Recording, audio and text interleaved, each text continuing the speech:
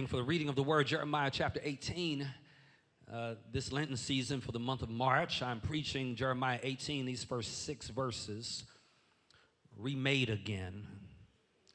It's the title of the series, The Potter's Process. Today is week 2 of this series, and I want to pick up at verse 3. Jeremiah chapter 18. And then I went down to the potter's house, and there he was, making something at the wheel. The vessel that he made of clay was marred in the hand of the potter. And so he made it again into another vessel, as it seemed good to the potter to make. Say amen if you can. Verse 4 again.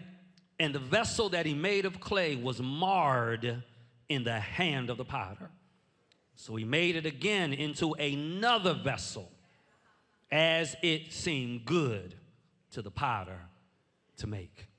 You can have your seat in the presence of the Lord.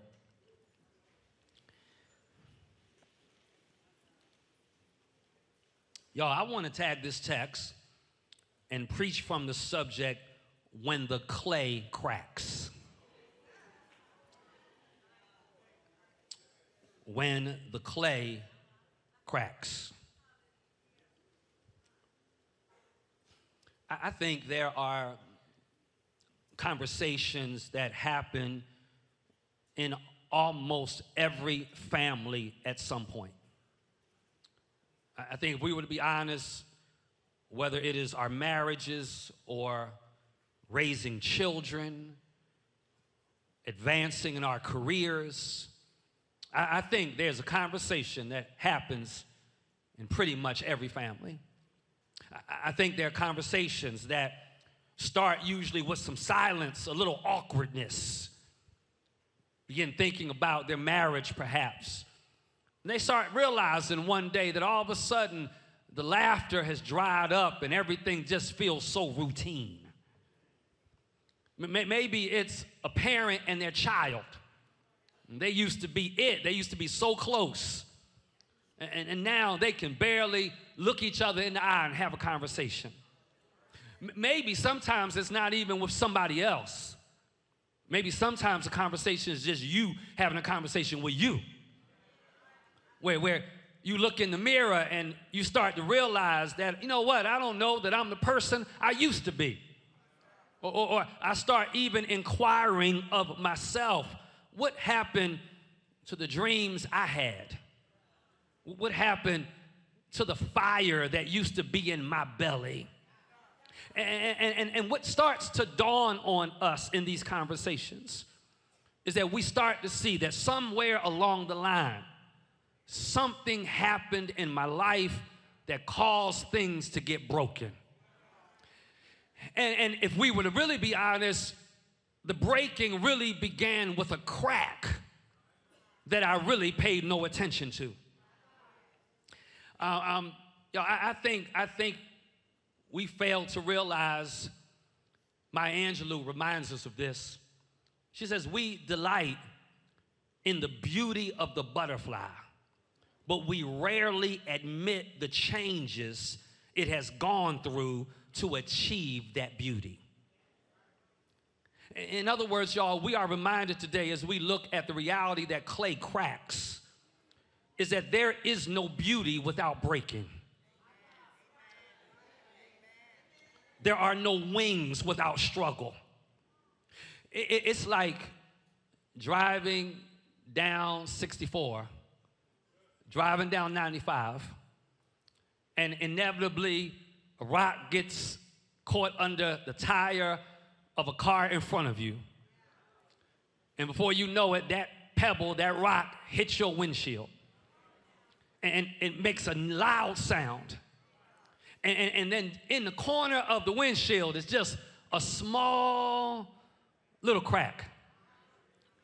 Not even the size of a dime. And you're thinking to yourself, man, I thought it was going to be so much worse.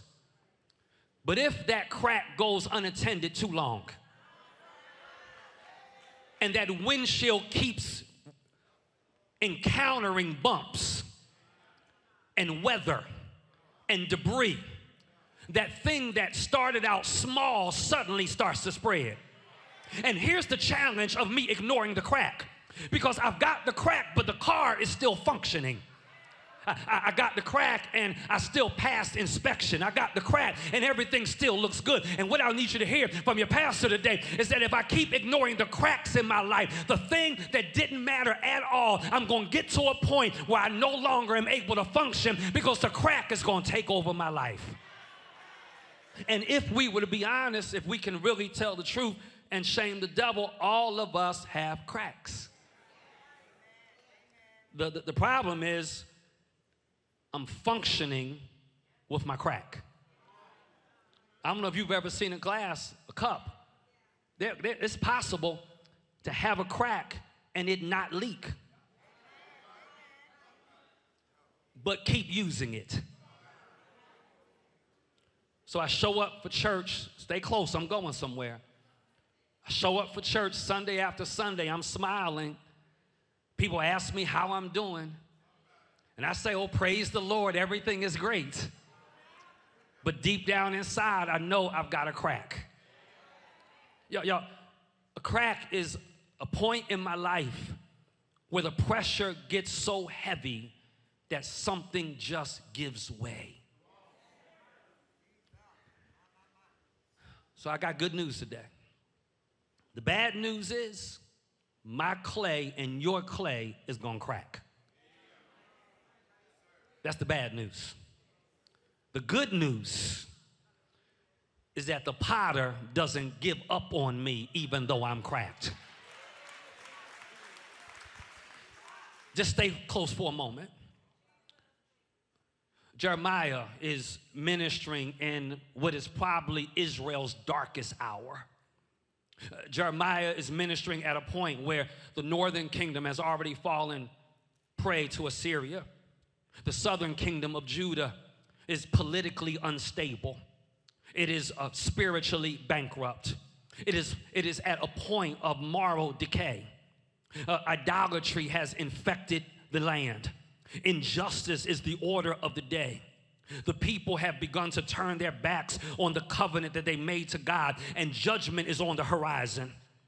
And in this chaos, God sends his prophet Jeremiah not to the palace, not to the temple courts. He sends his prophet Jeremiah to the potter's house. It literally means, the potter's house literally means the house of the one who forms. Why does God send Jeremiah to the potter's house? God sends Jeremiah to the potter's house because he wants him to watch the craftsman of the potter at work. He wants him to see the potter at work so that Jeremiah can understand what God was doing with Israel. He wants him to see the potter at work so that he can understand what God does in your life and my life. Verse 3, the text says, and then he went to the potter's house, and there he was working. Everybody say working at his wheel. It really, in the Hebrew, is a dual term. It means two stones. One was spinning above the other stone. The potter's hands had shaped the clay while the wheel turned. This was not passive artistry. This was the hand of a potter on clay, intentionally forming it into what he wanted it to become. So far, so good, verse 3. Verse 4 is where the trouble and the tension of the text are introduced.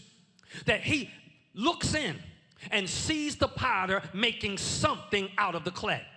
But here's the tension of the text in verse 4. He says, and then the vessel he made of clay was marred, watch this, in the hand of the potter. Wait, it was corrupted in the hand of the potter. It was spoiled in the hand of the potter. It was cracked in the hand of the potter. No, y'all missed it. Sometimes you didn't do anything wrong to receive your crack. Y'all still didn't get there. It doesn't say the vessel fell off the wheel. It doesn't say that the potter dropped him or abandoned him. It says that while the potter was touching the clay is when it got cracked. I want to go ahead and kill a judgmental, pharisaical demon that lives in every church. That just because somebody is going through a rough spot does not mean they walked away from God. It does not mean they sinned and did something wrong, because sometimes you can get cracked while you're in the will of God. Do I have anybody that's in church that could testify, while I was in his will, while I was doing what he told me to do, while I was serving him, while I was being faithful, while I was giving, while I did like he told me to, it was then I got cracked. And I know some of you are thinking, then why in the world would I get saved? And why in the world would I join a church if I'm only going to get cracked in his hand anyway? The reason you still need to be saved and the reason you still need to join the church is because when you get cracked, at least you got evidence that you're going to still be in his hand. Is there anybody in church today that can give God praise that I may have been cracked, but I was still in his hand? I may have been trying to find my way, but I was still in his hand. I may not have known which way to go, but I was still in his.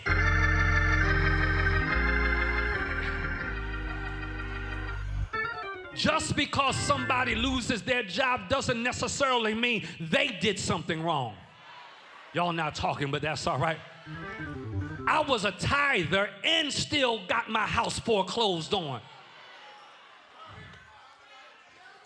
I don't have help in here, but that's all right. See, you only see people where they are today.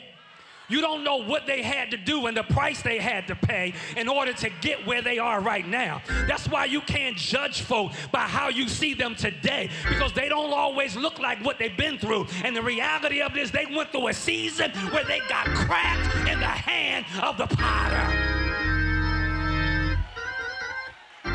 Some of y'all too mature for this and too bougie for this and have too much money for this. But I remember sleeping at night before I had to go to work in the morning, and the tow truck showed up with the lights flashing, hooking up my car to the tow truck. I was still tithing, I was still preaching, I was still giving, but somewhere along the line, you get cracked while you're in his hand.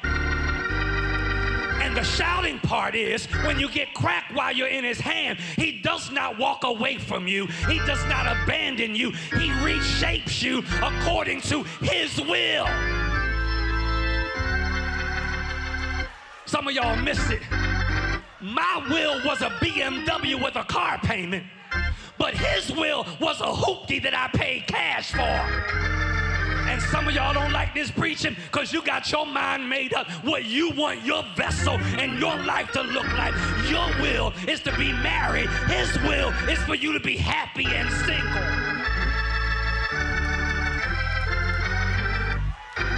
You better stop wanting other people's vessels. You can't handle their teacup. You can't handle their value. You can't handle what they, Lord, remake me according to your will.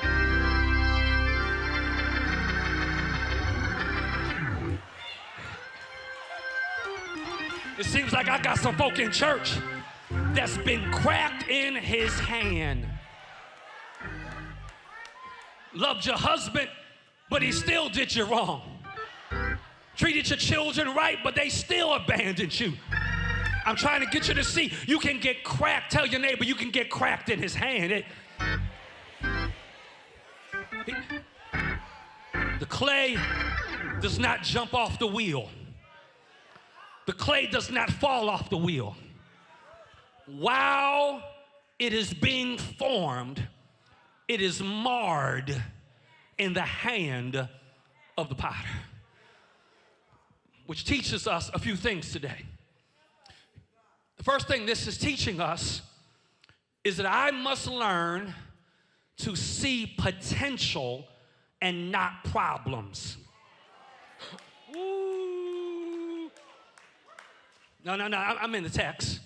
I'm in the text because in verse 3, he says, this is what Jeremiah says. Come on, Jeremiah, preach the word tabernacle today.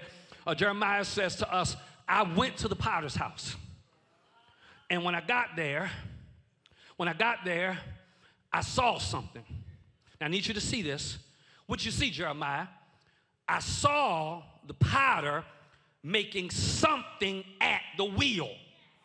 No, no, no, no, no, no. See, y'all not reading the Bible. He does not yet know what he's making, because the current condition of it does not resemble anything he knows what it is. He does not say, I showed up at the potter's house and he was making a vase. He does not say, I showed up at the potter's house and he was making a plate. He does not say, I showed up at the potter's house and he was making a saucer. Because what he's saying is, I don't know what he's making. But what I do know is he's making something at the wheel. Can I give you the shouting part? Most of us would have gone down and said, I don't know what that mess is. But he does not look at the problem.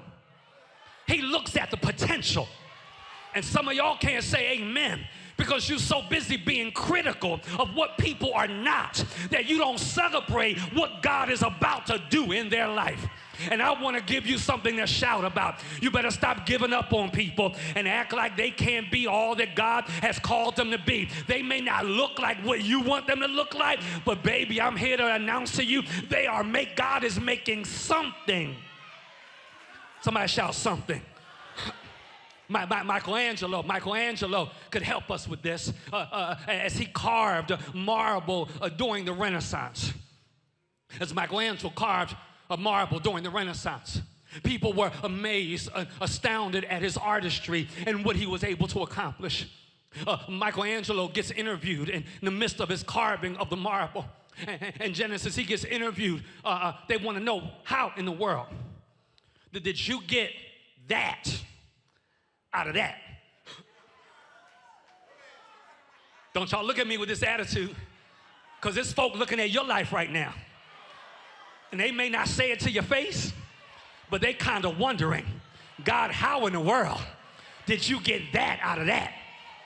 How in the world did you do that for them? You may not want to be honest, but folk are asking the same question about you. Michelangelo, how in the world did you get that angel out of that piece of marble? It's just a block of marble. He said, see, here's your problem. You see a block of marble. I see an angel. So while you try to make an angel out of the marble, I'm trying to get the rough edges away from the angel so the angel can be set free. Don't know who I'm preaching to today. But whether or not you realize that there's something great in you that God wants to get out of you, and the reason we go through sickness, the reason we go through hardship, the reason we go through difficulty is because it is God's chiseling process so that the he that is in me, that he wants to break free, can get broken free by all of the chiseling he does in my life. See, our problem, y'all, is that we see dirt and not a vessel. Can I help us to start interacting and seeing each other based on what God can bring out of that person? Okay, so let me say this real quick before I move on. So that means, family, I need to stop defining myself and defining other people by my current cracks.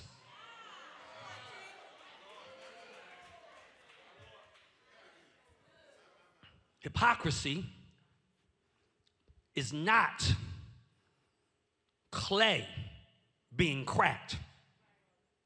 Hypocrisy is other clay looking at cracked clay as if they have no cracks.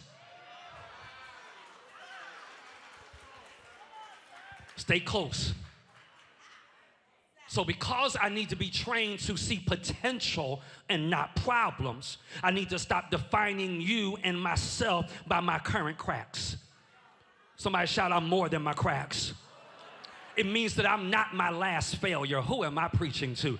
Who needs to hear that? That you are not your last failure. Tell somebody around you, you are not your last failure. Because God is looking at us right now and seeing what we're becoming and not just what we have been. I told you this, but it's the reason I'm shouting. See, I'm shouting. You got to get this. This is going to bless your life. Get the image. I've got the clay on the wheel. It is spinning. I got my hands on it. I'm making it into something. Now, while I hold it, because there is a crack in it, it no longer is spinning smooth. It's starting to get wobbly. I'm going to give you something to shout about. See, this is why I need God in my life. Because you and I have folk that when we get wobbly, they... Come on, do I have anybody in the house that as long as you can pay for dinner, as long as I can pray for you, as long as I have an encouraging word for you, as long as I show up at your event, as long as I like your posts, as long as I share your post, but just a moment when my money get a little light, just a moment when my health starts shaking, the same folk that I bought dinner for. But can I give you something to shout about? I serve a God that when I'm at my wobbly-less, he still keeps his hand on me. When I'm at my most jacked up moment, he still keeps his hand on me. Is there anybody in church that can give God a praise that in the midst of my worst moment, he still kept his hand on me?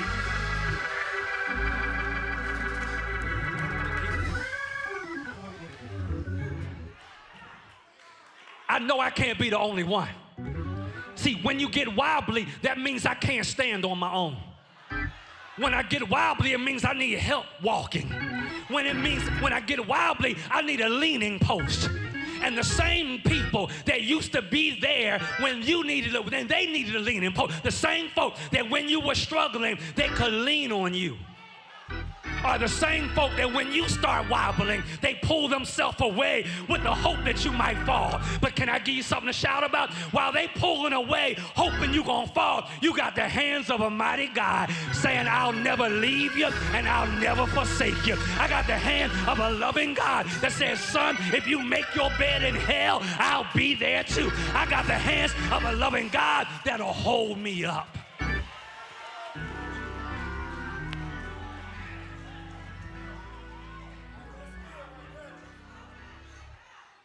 I got to see, John, potential and not problems. Would you minister to somebody around you that needs this encouragement? Tell them, neighbor, you have great potential.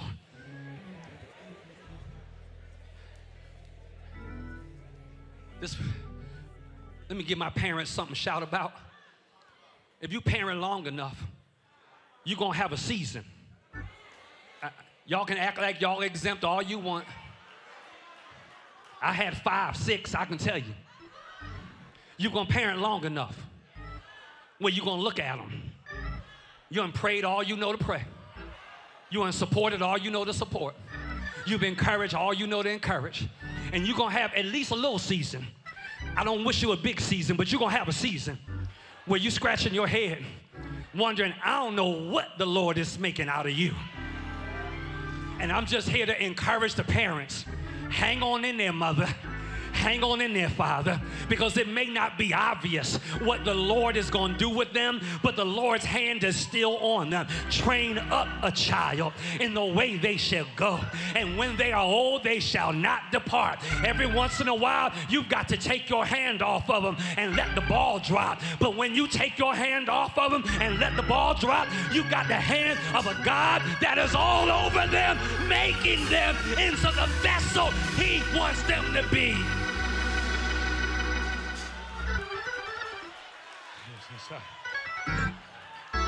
I got to see potential, not problems. I got to see potential, not problems. I peeked in to the window, Jeremiah says, he was making something It don't look like much now. I can't call it, but I do know he making something. He sees potential and not problems. I do think Jeremiah was preaching today. He might say a second thing to us.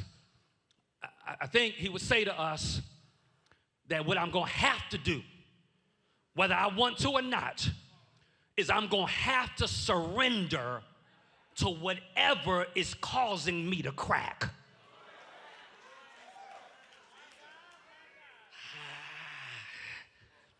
Here's the problem. Here's the problem. Here, come on, y'all, go back to the wheel with me. I got to deal with something here. The potter is skilled at what he's doing. The potter is too wise to touch me wrong.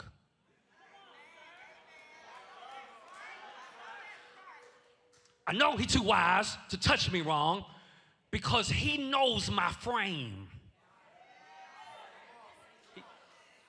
He's known me before I knew me. He knows where I'm ticklish. The clay is not marred because this potter doesn't know how to touch him. No, the potter knows how to shape me. It's going to get tight. The reason the clay cracks is not because of the touch of the potter. It's because of the resistance of the clay. See, the crack is not the potter's skill. It's the clay's resistance. It's gonna shock y'all. Let me tell you one of the most essential elements of the Christian walk. One of the most essential elements of the Christian walk is flexibility.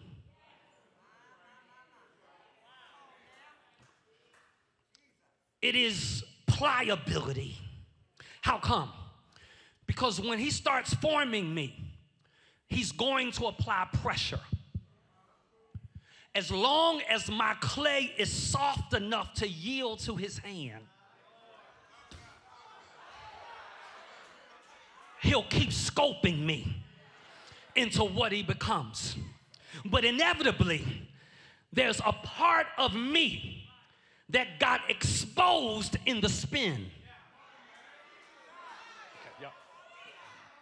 See, this is why folk leave church. See, this is what you don't get on online church. On online church, you're not required.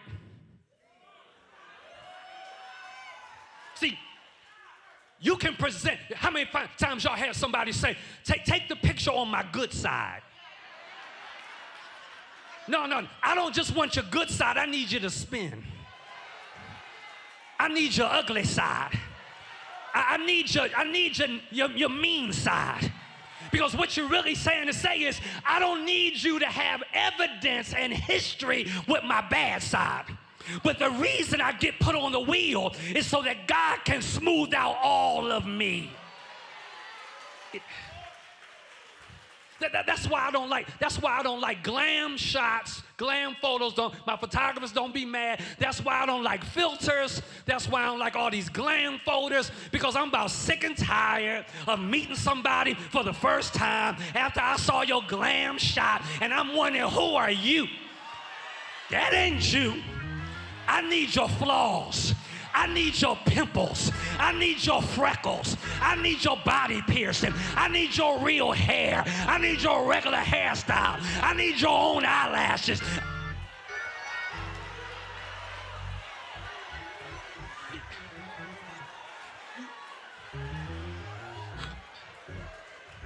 Tell your neighbor it's time to spin. It's time to spin. Because inevitably, the spin exposes the part of me that is not yielding. And what happens when I don't yield is I wind up getting cracked. Not because God touched me wrong, but because I refuse to give up a hard part of my life. Sometimes I gotta stop being bitter. Sometimes I've gotta stop being prideful. Sometimes I gotta stop being angry and say, God, take my side that's hard.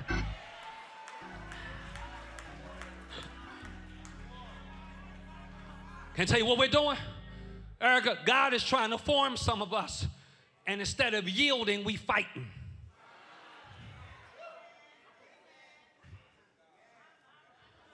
We've become spiritual concealers. We've become spiritual foundation users. Come on, where my makeup folk? I don't want nobody seeing the real me. So I'm going to conceal.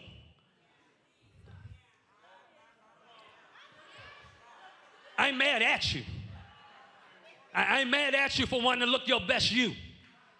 But you do realize that if things go like you want them to go, and y'all wind up getting married, you do realize at some point, he gonna see you without the concealer. At some point, he gonna see you without the foundation. At some point, he gonna see you without the tissues in your bra. At some point, there's gonna be evidence.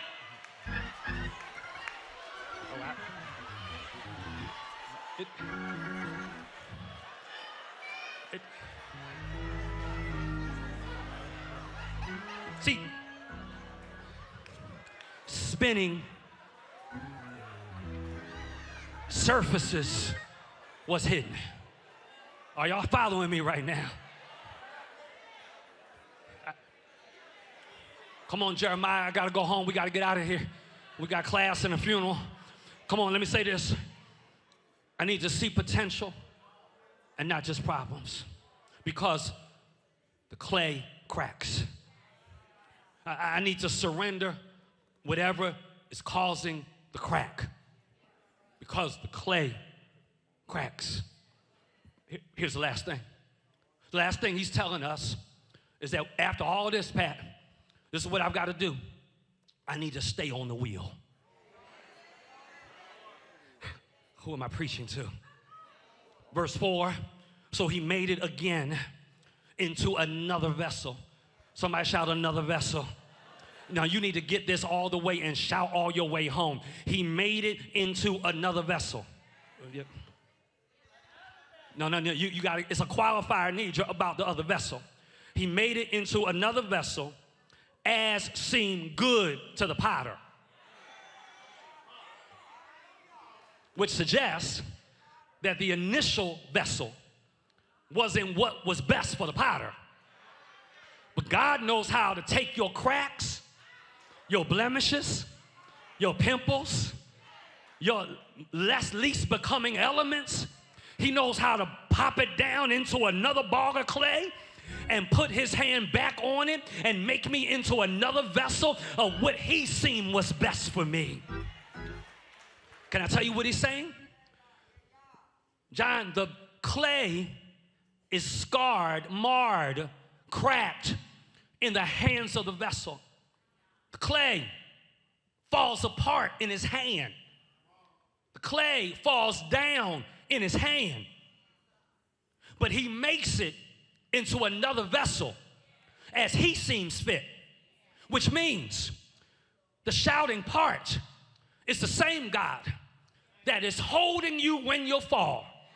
It's the same God that'll help get you back up again. Who am I preaching to in church today that I owe God a shout, because he was there when I fell and he was there when I got back up again. I said, who am I preaching to that he was there when I fell and he was there when I got back up again? Nudge somebody and tell you, baby, let me give you some advice.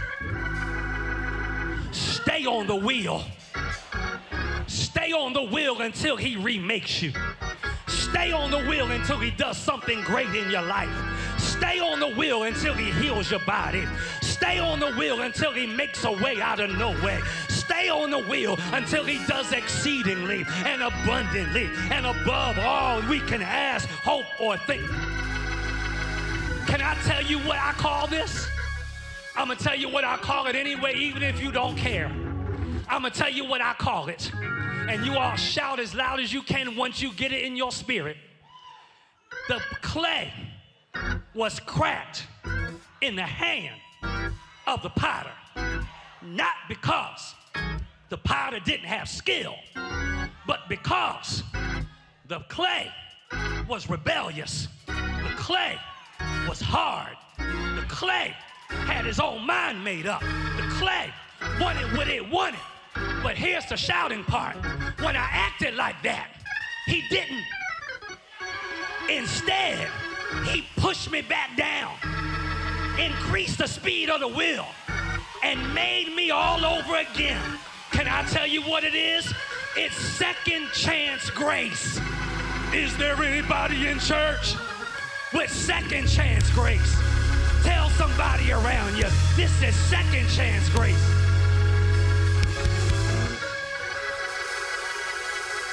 I said, this is second chance grace. The first time I got it wrong. The first time I said no. The first time I rebelled. The first time I didn't want what he wanted. But thanks be to God, he kept his hand on me and said, son, daughter, this is second chance grace. Can we take 30 seconds and give God the best praise we can give him for second chance?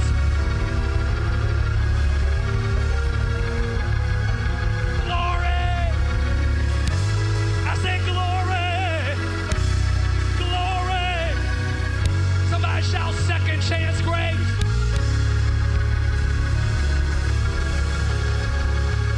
Have thine own way, Lord. Have thine own way. Thou art the potter. I am the clay. Somebody shout, I am the clay. Mold me and make me after thy will while I'm waiting, yielded and still. Have your own way, God. Clay cracks. The clay cracks. I said the clay cracks. I want to rub somebody on their shoulder or elbow. Don't, you ain't got to touch their hand. Just rub one. I want you to say, tell them this cracks. Just tell them this cracks.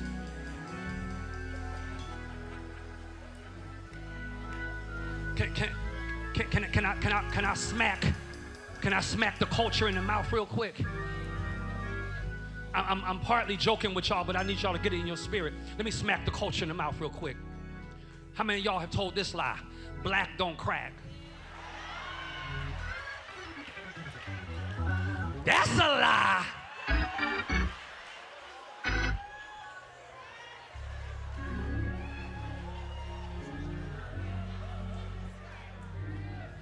Black crack. But the potter knows how to put it together so you never see the crack again.